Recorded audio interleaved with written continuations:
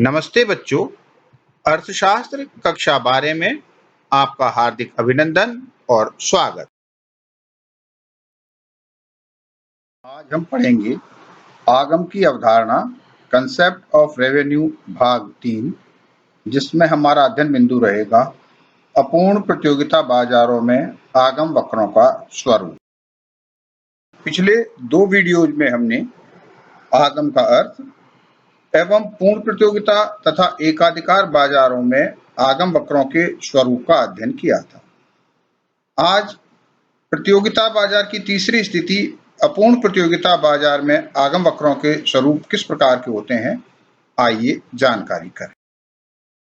बाजार की वह दशा जिसमें वस्तु के विक्रेताओं की संख्या अधिक होती है तथा जो विभेदीकृत वस्तु का विक्रय करते हैं, अपूर्ण प्रतियोगी बाजार कहलाता है।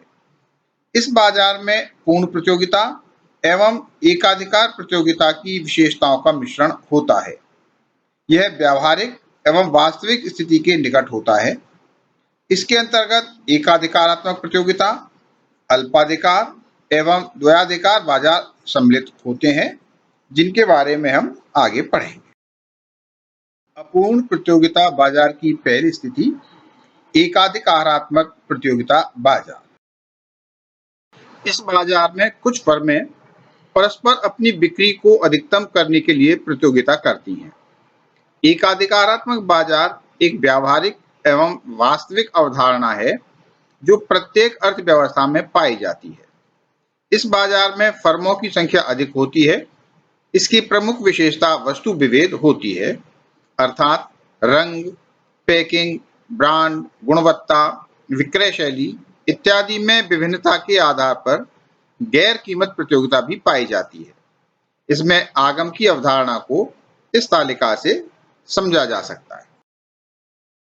यहाँ तालिका में एकाधिकारात्मक प्रतियोगिता बाजार में कुल आगम, औसत आगम व सीमांत आगम को प्रदर्शित किया गया है।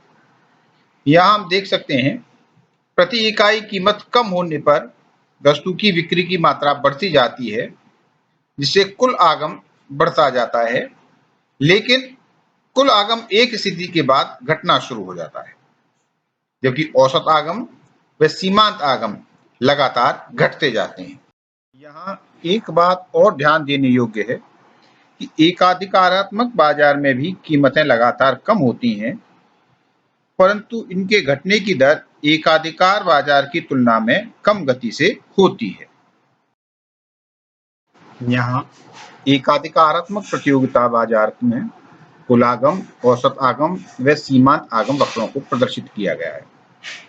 एकाधिकारात्मक प्रतियोगिता एकाधिकार बाजार प्रतियोगिता के ज्यादा नजदीक होती है। इसी कारण इनके आगम वक्र भी देखने में लगभग वैसे ही दिखाई देते हैं, परंतु यदि हम ध्यान से देखें तो हम पाएंगे कि इनका ढाल एकाधिकार प्रतियोगिता बाजारों की तुलना में कम होता है। एकाधिकारात्मक बाजार के अंतर्गत औसत आगम AR वक्र सापेक्षतः अधिक लोचदार यानी E is greater than 1 होता है, जो कि यह दर्शाता है कि मांग कीमत के प्रति अधिक संवेदनशील होती है। इस प्रकार मांग वक्र का ढाल चपटा होता है। एकाधिकारात्मक बाजार में TR सर्वप्रथम बढ़ती दर से बढ़ता है, तत्पश्चात अधिकतम स्तर पर पहुंचकर घटने लगता है। इस बाजार में AR व MR वक्र दोनों ही गिरते हुए होते हैं। AR वक्र MR वक्र से ऊपर होता है, क्योंकि उत्पादक कीमतों में कमी करके ही अधिकाधिक मात्रा में वस्तुओं का विक्रय कर सकता है। इस बाजार में औसत आगम व सीमांत आगम का ढाल अधिक लोचदार होता है। इस बाजार में भी औसत आगम AR वक्र ही फर्म का मांग वक्र होता है। जहां TR अधिकतम होता है, MR शून्य होता है। यहाँ एकाधिकारात्मक प्रतियोगिता बाजार एवं एकाधिकार बाजार में आगम वक्रों के स्वरूपों को प्रदर्शित किया गया है। देखने में दोनों प्रकार के बाजारों के आगम वक्रों के स्वरूप लगभग एक जैसे दिखलाई देते हैं, लेकिन ध्यान से देखने पर हम पाते हैं कि एकाधिकार बाजार में कुल आगम के बढ़ने की दर एकाधिकारात्मक बाजार की तुलना में अधिक है। साथ ही औसत आगम व सीमांत आगम वक्रों के ढाल एकाधिकार बाजार में एकाधिकारात्मक बाजार की तुलना में अधिक होते हैं। अपूर्ण प्रतियोगिता बाजार की दूसरी स्थिति अल्पाधिकार बाजार। यह बाजार की एक ऐसी अवस्था है जिसमें विभेदीकृत वस्तुएं बेचने वाली बहुत कम फर्म होती हैं। इस बाजार में विक्रेताओं की संख्या कम होती है, अतः प्रत्येक विक्रेता समस्त उद्योग के कुल उत्पादन के एक बड़े भाग को उत्पादित कर सकता है। कीमत स्तर प्रतिद्वंदी फर्मों की कीमतों के आधार पर घटता बढ़ता रहता है। कीमतों में इसी अनिश्चितता के कारण विक्रेता का मांग वक्र अनिश्चित होता है। इस बाजार में मांग वक्र विकुंचित होता है, जो कि बाजार में कीमत दृढ़ता को दर्शाता है। अल्पाधिकार बाजार में औसत आगम व सीमांत आगम वक्रों के विकुंचित स्वरूप को प्रदर्शित किया गया है। इनके विकुंचित स्वरूप को हम निम्न प्रकार से समझ सकते हैं। क्योंकि अल्पाधिकार बाजार में विक्रेता फर्मों की संख्या कम होती है, जैसे वाहन उद्योग, मोबाइल उद्योग, सीमेंट उद्योग आदि। माना बाजार में किसी वस्तु की साम्य कीमत 500 रुपये है।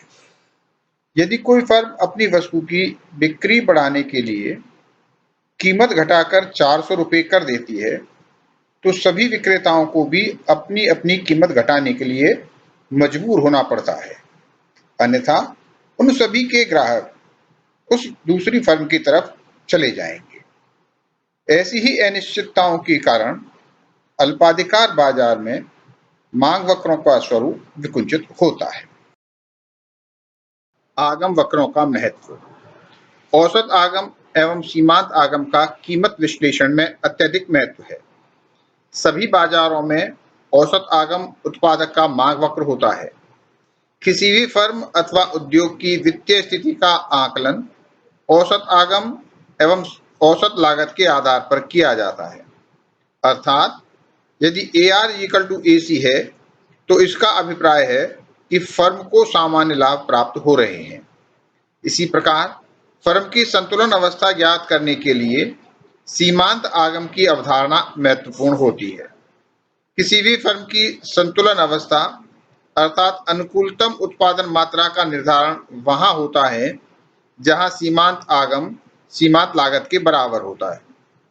इस प्रकार आर्थिक विश्लेषण में औसत एवं सीमांत आगम वक्र उपयोगी उपकरण सिद्ध होते हैं। धन्यवाद। यदि आपको ये वीडियो पसंद आई तो इसे लाइक करें, शेयर करें और मेरे चैनल को सब्सक्राइब करें।